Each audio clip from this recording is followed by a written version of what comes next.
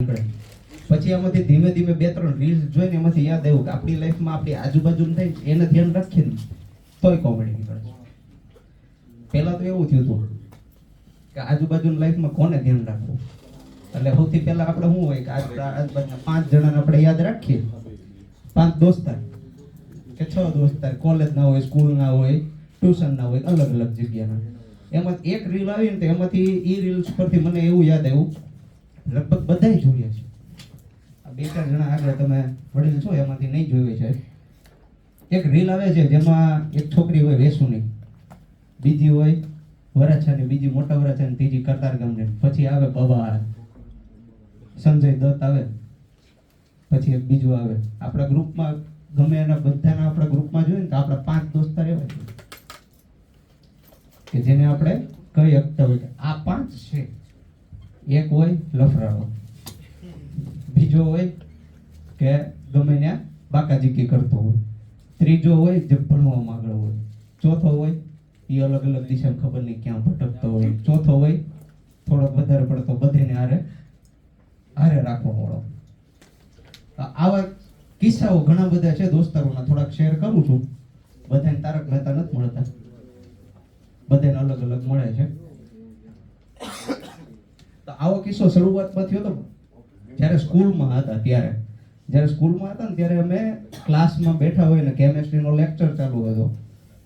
હવે રવિવારનો લેક્ચર રાખેલો હતો, સાહેબને બોલાવ્યા હતા 11 વાગે. સાહેબ 11 થયા, 12 થયા, 12:30 થયા, આવ્યા જ નહીં. હવે પ્રિન્સિપલ આવીને ગયા કે હવે 5 મિનિટમાં સાહેબ આવે છે. સાહેબ આવ્યા, થોડાક લંગડા હતા સાહેબ, તો એવી રીતે આવ્યા.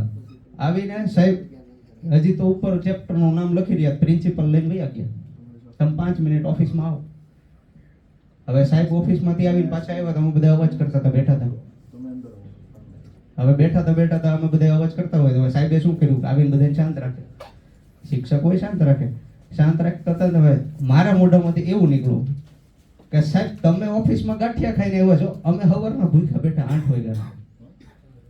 અને મારું આ સેન્ટેન્સ પૂરું થાય ને પહેલા જ તો બધા શાંત થઈ ગયા.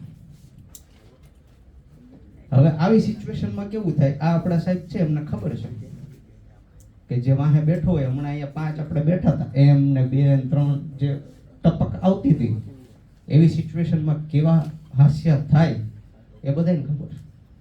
હવે આવા 1 અનુભવ, 2 અનુભવ, 3 અનુભવ થતા હોય. આવા મારી લાઈફમાં લગભગ બધી જગ્યાએ થતા હોય. એટલે મેં છે ને હવે થોડાક ટપકા મૂકવાનું ઓછું કર્યું. આવું વિપુલભાઈ હારે થયું છે. આપણે ક્રિકેટ રમતા હતા ને ત્યાં એ દાંત કાઢતા હતા રાક્ષસની જેમ. લગભગ આમાં ક્રિકેટમાં આવ્યા હશે તેને યાદ હશે. મેં થોડુંક એમાં કમેન્ટ મારેલી, મહાભારતથી સીધો રાક્ષસ અહીંયા આવ્યો છે. અને હારા હું બોલતો તો ને હારું બધું બધા શાંત થઈ ગયા. એટલે આવા કિસ્સાઓ ઘણી વખત આપણને રમૂજ આપતા હોય છે. એટલે વધારે ટાઈમ નહીં લો, થાક દેખાઈ રહ્યો છે બધાના મોઢા ઉપર, તો મારી વાણીને વિરામ આપું છું. એની પહેલા એક એવું કહીશ બોરડ સાહેબને કે તમારો ખૂબ ખૂબ આભાર કે તમે સ્પોન્સરશિપ રહ્યા, અને યોગેશભાઈનો ખૂબ ખૂબ આભાર કે જેમણે આ આયોજન કર્યું છે. જનરલી અમને કોઈ આવી રીતે મોકો નથી આપતું સ્ટેન્ડઅપ કરો કે ભાઈ કોમેડી જેવું કરો, કારણ કે અમને વર્કશોપ હાટું બોલાવતા હોય કે અહીંયા આવીને તમને શીખવી જાઓ, અમારે સ્કૂલ કોલેજ વાળા અમને બોલાવતા હોય એવી રીતે. તો જનરલી એમની માટે પણ ખૂબ ખૂબ ધન્યવાદ કે આવો મોકો અમને આપ્યો કે જેને અમે શેર કરો. Thank you. વાહ, ખૂબ ખૂબ આભાર. બધા જ સ્ટુડન્ટનો હૃદયના ભાવથી ખૂબ ખૂબ આભાર વ્યક્ત. સુંદર મજાની એને સ્પીચ આપી, પોતાના અનુભવ શેર કર્યા, પોતાની વાર્તા રજૂ કરી, પોતાના જીવન સાથે જે બનેલી જે ઘટનાઓ છે એ ઘટનાઓ અહીં રજૂ કરીને જે લોકો સુધી તમે પહોંચાડી છે કે અમારા જીવનની અંદર શું શું ઘટના બની હતી, એ બદલ દરેકનો ખૂબ ખૂબ આભાર વ્યક્ત કરી છે. સાથે સાથે